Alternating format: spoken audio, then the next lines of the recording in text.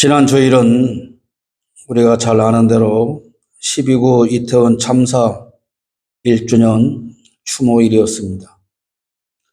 유가족들은 추모대회를 준비하면서 대통령을 정중히 초청했지만 대통령은 정치 집회라는 이유로 참석하지 않는다고 했고, 그날 오후 서울 성북구에 소재한 영암교회에 가서 추모 예배에 참석했다는 뉴스가 떴습니다.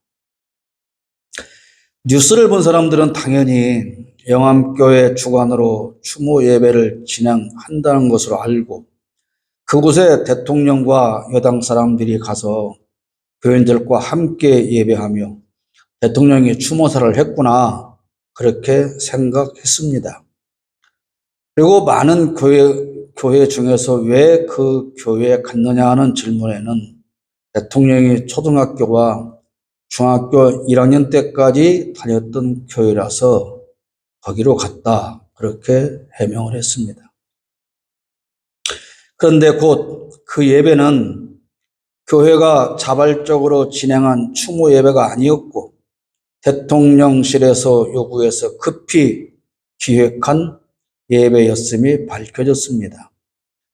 하루 전날 대통령실에서 영암교회 측에 3부 11시 예배가 끝난 후 12시 반에 우리가 방문해서 추모 예배를 드리고 싶다, 그렇게 말을 했는데, 교회 측에서는 원래 계획도 없던 것이고 또 연말 정책 당회도 열리고, 그러니까 담임 목사나 장로들이 시간을 뺄 수가 없고 또 화장실을 공사하는 중이라서 여러 가지로 복잡하고 바쁘니 다른 교회를 찾아보시면 좋겠습니다, 그렇게 거절을 했으나 대통령실은 일방적으로 참모진과 국회의원 등 30여 명, 그리고 같은 숫자의 경호원, 그러니까 약 60여 명을 동원해서 밀고 왔고 자기들끼리만 예배를 한다고 했으나 나중에는 장로와 부목사는 들어와도 된다, 그렇게 허락을 했다고 합니다. 지들이 뭔데 남의 교회 가서 부목사와 장로는 들어와도 된다고 허락을 합니까? 그래서 부목사들과 장로 일부가 참석하게 되었고 예배는 담임 목사가 인도했다고 합니다. 이때 대통령이 2분가량의 추모사를 낭독을 했고 그곳에 다른 교인은 한 명도 없었기 때문에 대통령은 참모와 국회의원들 앞에서 추모사를 낭독하며 사진을 찍어 언론에 배포한 것입니다. 그 보도 사진을 잘 보면 그들이 앉아있는 곳이 찬양대석이나 장로석인 것을 알 수가 있어요. 사진을 교묘하게 교인들이 쭉 앉아야 할 곳을 흐릿하게 해놨지만 잘 보면 찬양대석이 아닌가, 그렇게 생각이 듭니다. 기자가 취재해서 보도한 것도 아니고 대통령실이 그렇게 우리는 이렇게 했다라고 보도 자료를 급히 내서 보도가 된 것입니다. 경호상의 이유로 엘리베이터 가동을 멈춰서 아이들은 6층까지 걸어 다녀야 했고 경호원들은 아주 강압적으로 통제를 했는데 그 예배라고 하는 것을 마치고서는 전부 다 식당에 가서 식사를 했고 대통령은 두부조림이 맛있다고 더 추가해서 먹고 교인들은 옆에 삥 둘러 앉아서 신기한 듯 구경하는 그런 풍경이 연출되었다고 합니다. 이 사실은 그 교회 서기 장로가 밝힌 내용입니다. 그러니까 대통령은 교회당을 대관해서 대관료는 줬을까요? 자기들끼리 모여 추모식 쇼를 하고 사진을 찍어 국민 앞에 보여주는 사기극을 연출한 것입니다. 사기극이죠. 그러면서 하는 말이 장소가 어디든 추모하는 마음은 같다라고 합니다. 추모식이 정치 집회라서 안 간다는 대통령이 자기 정치를 위해서 감히 교회를 배경으로 이용한 것입니다. 이것은 어떤 면에서 봐도 예배라고 할 수가 없습니다. 예배의 대상은 오직 하나님 한 분뿐이기 때문이고 이들은 하나님 앞에 예배를 한 것이 아니기 때문에 그걸 예배라고 할 수가 없는 것입니다. 대통령은 가짜 예배 쇼를 통해서 하나님을 모욕하고 교회를 더럽히고 유가족들을 능멸한 것입니다. 정치적인 목적을 위해서는 교회조차 이용하는 그런 파렴치함에 치를 떨지 않을 수가 없습니다. 그리고 예배를 연출하는 그 자리에서 대통령이 추모사라는 것을 낭독하면서 굳이 참사라는 단어를 피하고 불의의 사고라고 합니다. 불의의 사고는 뭡니까? 교통사고. 내가 부주의해서 사고를 당했을 때 사고 당한 사람 네 책임이야 라는 뜻으로 쓸 때 불의의 사고를 당했다 그렇게 말하는 것이죠. 그러니까 이태원에서 참사당한 그 사람들은 니들이 잘못해서 불의의 사고로 죽은 거야. 그런 뜻이죠. 그리고 자기를 국민의 한 사람이라고 표현을 합니다. 평소에는 국민에 의해서 군림하고 다 짓밟아버리는 왕의 자리에 있으면서 책임져야 할 대목에서는 왜 국민의 한 사람으로 내려앉는 것일까요? 왕 노릇은 하지만 대통령으로서 책임은 안 지겠다는 것 아니겠습니까? 지난 월요일에 한때 제가 몸 담았던 어느 교회 주일 예배 실황을 유튜브 영상을 통해서 봤습니다. 그래도 젊은 목사고 어느 정도 의식도 있는 담임 목사가 진행하는 예배라서 그래도 이태원 참사의 추모 예배는 아닐지라도 어느 대목에서든 유가족에 대한 위로나 다시는 이런 참사가 일어나지 않아야 한다는 등의 한마디 언급은 있을 것으로 기대했기 때문에 굳이 그 예배 영상을 찾아서 본 것입니다. 그러나 역시 대표 기도하는 장로의 입에서도 그렇고 설교하는 목사의 입에서도 그렇고 간접적으로라도 그런 느낌의 말은 단 한마디도 나오지 않았습니다. 성경 말씀을 영적으로 잘 적용해야 한다는 내용의 설교였고 여전히 기도 많이 해야 된다. 그런 설교 내용이었습니다. 영적으로 하나님의 말씀을 적용하고 기도 많이 하고 성경 많이 읽고 교회에 충성하는 것이면 교회는 일체 다른 문제에 관해서는 아무런 관심이 없습니다. 사회적으로 또는 삶에 적용하지 않는 성경 말씀은 과연 무슨 의미가 있는 것일까요?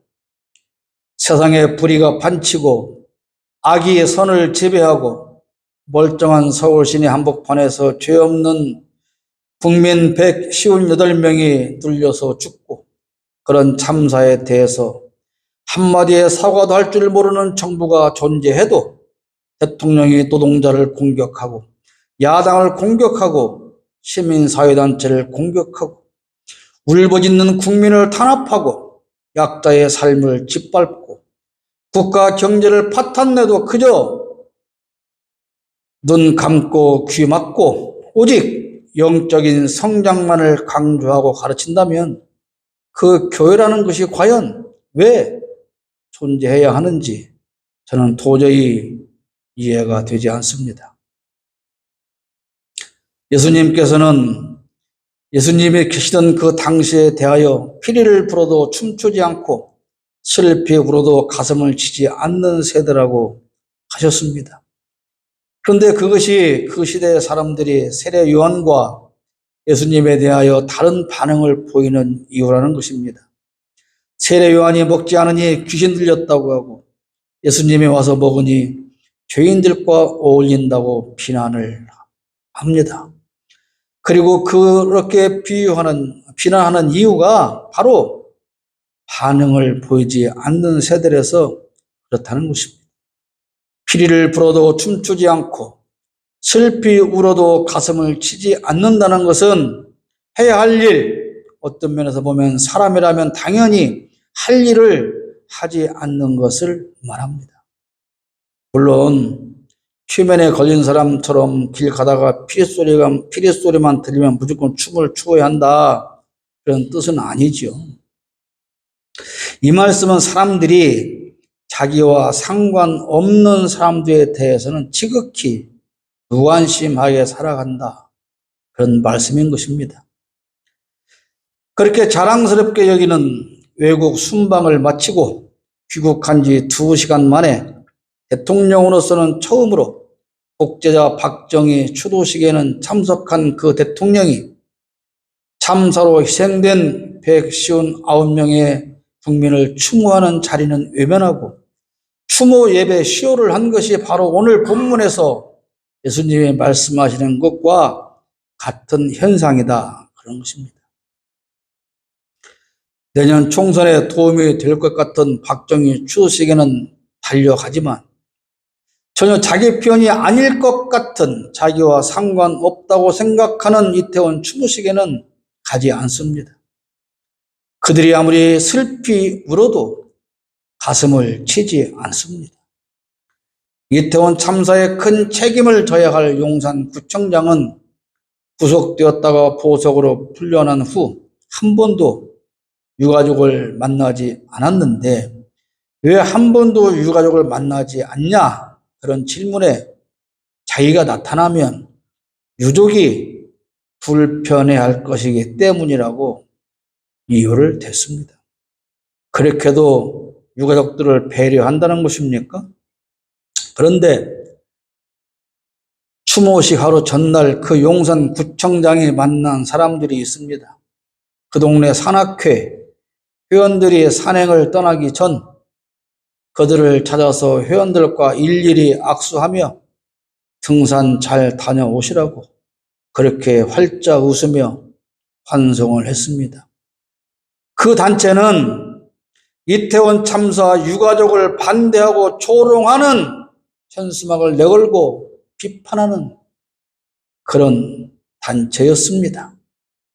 자기네 편이 아니면 슬피 울어도 관심조차 보이지 않습니다. 그러나 자기네 편이 피리를 불면 맨 먼저 찾아가서 춤을 춥니다.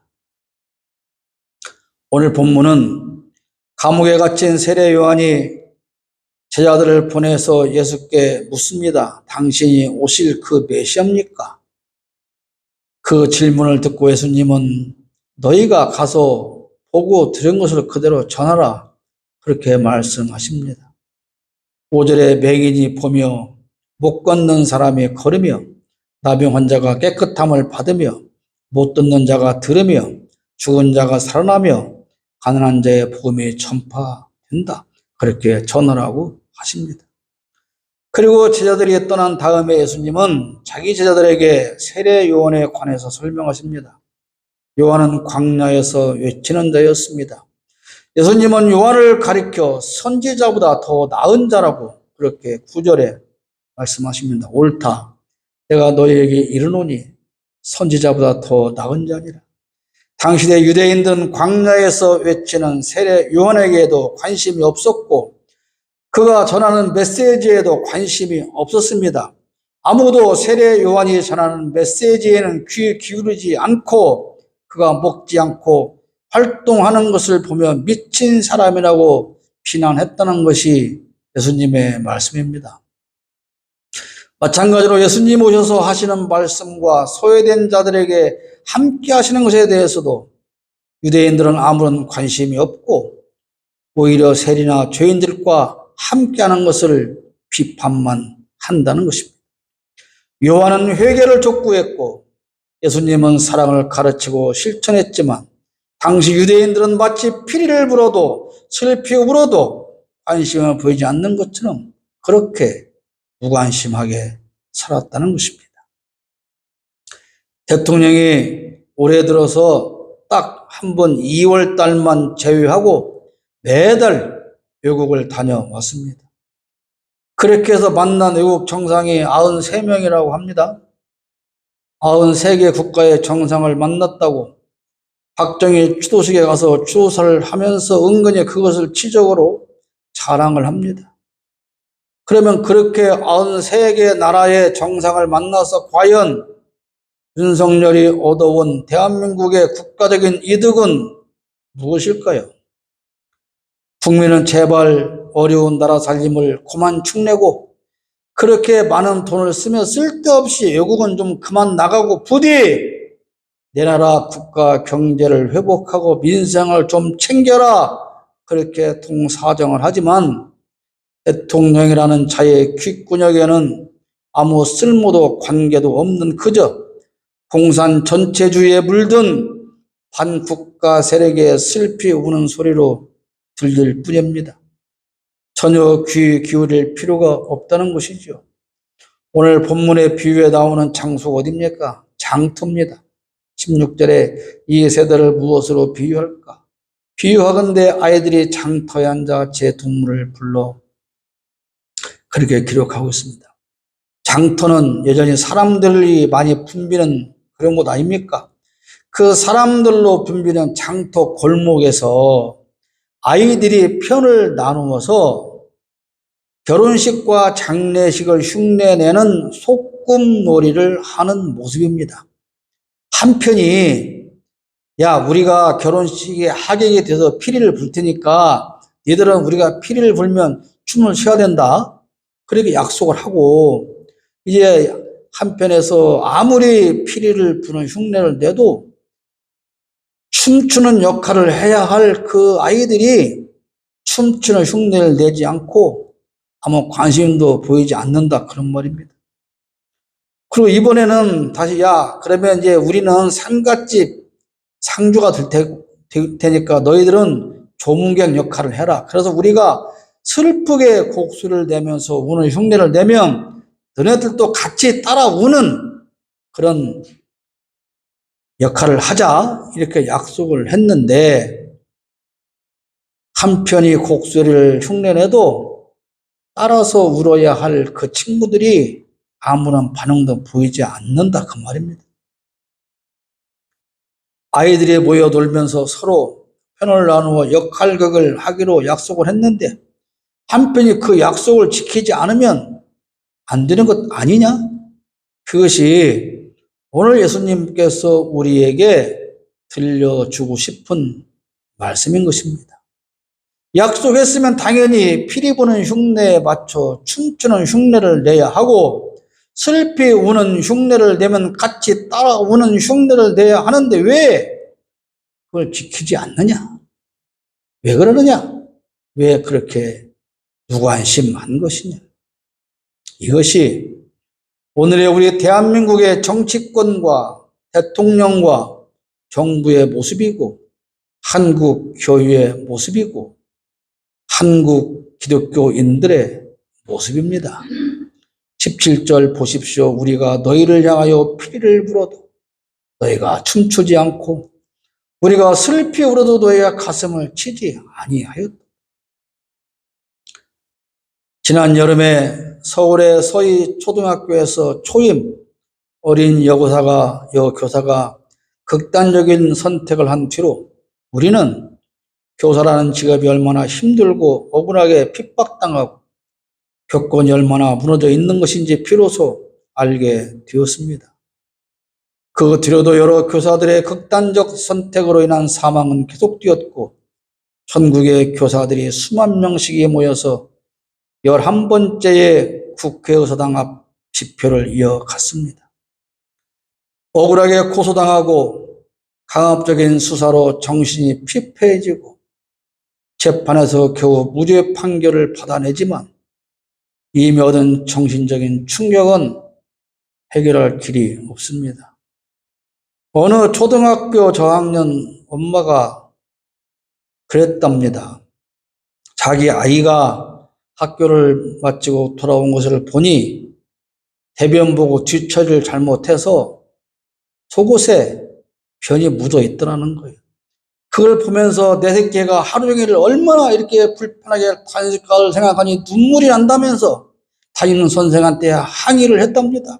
우리 아이가 이렇게 똥 누고 빤스에 붙잡고 다니는데 선생님 당신은 뭐 하는 겁니까? 그러면 그 선생님이 화장실 다녀온 아이의 팬티를 벗겨서 보였으면 그때는 왜 성추행했냐고 할 거 아닙니까? 이런 부모들이 키우는 그런 자식이 자라나서 오늘날 세상을 갉아먹는 이런 세상을 만들게 되는 것이죠.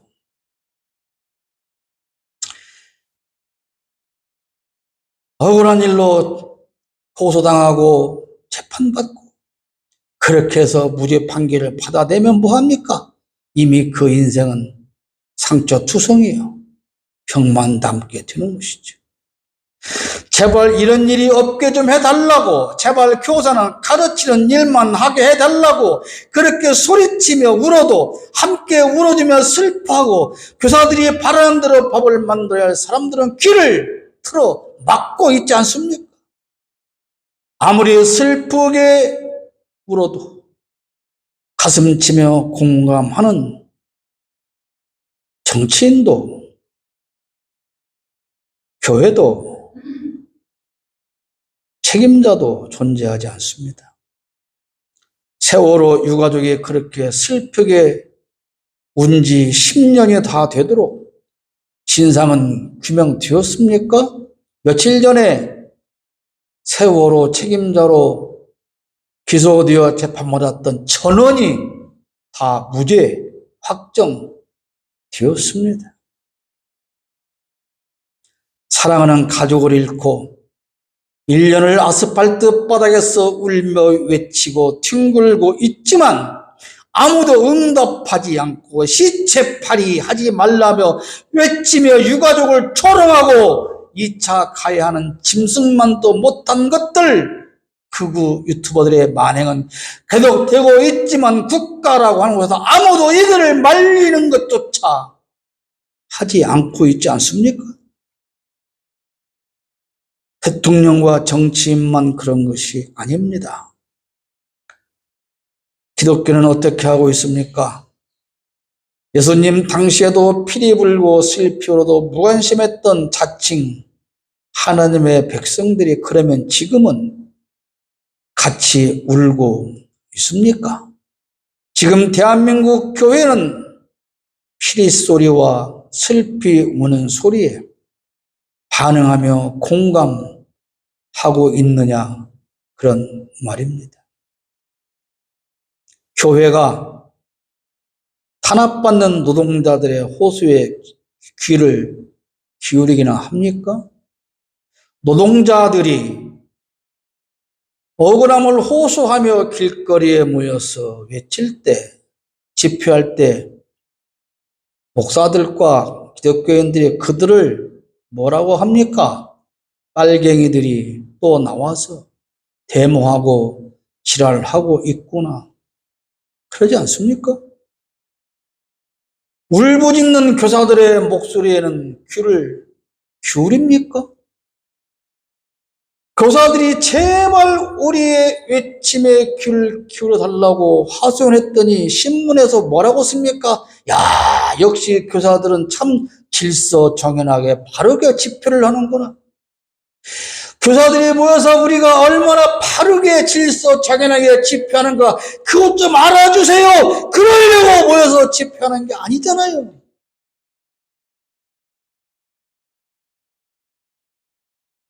만약에 말이죠, 영암교회든 서울에 있는 그 순복음교회든 사랑의 교회든 어떤 대형교회든 간에 지난 주일날 이태원 참사로 희생된 사람들을 추모하는 예배가 열린 곳이 있었다면 윤석열과 그 쫄개들은 가장 큰 교회를 찾아서 갔지 않았을까요? 영암교회가 여러분 피해본 것 같습니까? 영암교회가 권력에 짓눌렸다고 생각하십니까? 사실 대통령 일당에게 교회를 내주면 안 되는 것입니다. 그 예배도 아닌 것을 대통령이 쫄리들 몰고 와서 예배 인도하시오, 설교하시오. 그러니까 예 하고 가서 담임 목사가 진행하는 것이 그게 옳은 것입니까?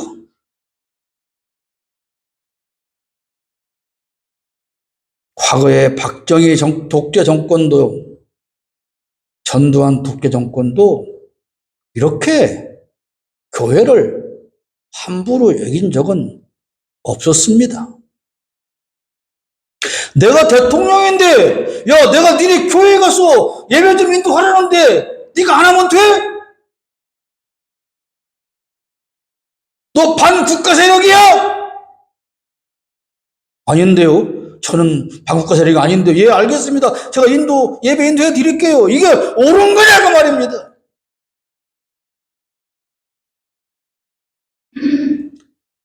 부교역자들과 장로들은 들어오지 마. 그러니까 예 알겠습니다. 그랬다가 들어와. 그러니까 예 알겠습니다. 이 교회가 맞냐 그런 말이에요.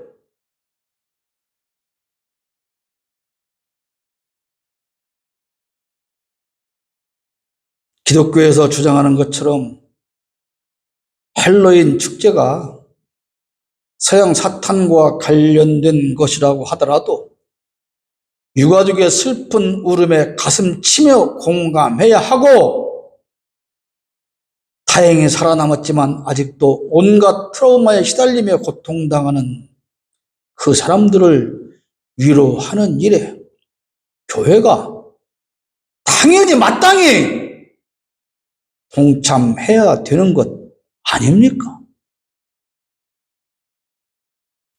대통령과 국가는 국민의 피리소리와 슬피 우는 통곡소리를 듣고 가슴을 치며 공감하고 그들의 눈물을 닦아줘야 합니다. 설교 때마다 이웃을 사랑하라고 가르치며 원수까지도 사랑하라는 예수님의 말씀을 전파하는 목사들이라면, 그리고 그 설교를 듣고 늘 할렐루야 아멘 하면서 사는 기독교인이라면, 이젠 이웃의 피리소리와 슬피 우는 울음소리에 귀를 기울여야 하지 않겠습니까? 12.9 이태원 참사 후 1년, 그 이태원 참사 현장을 찾아서 내 자식이 여기서 죽었는데, 내 가족이 여기서 죽었는데 도대체 어떻게 왜 죽었는지조차 알지 못하고 슬피 울며 통곡하는 그 유가족의 그 목소리를 들어봤습니까?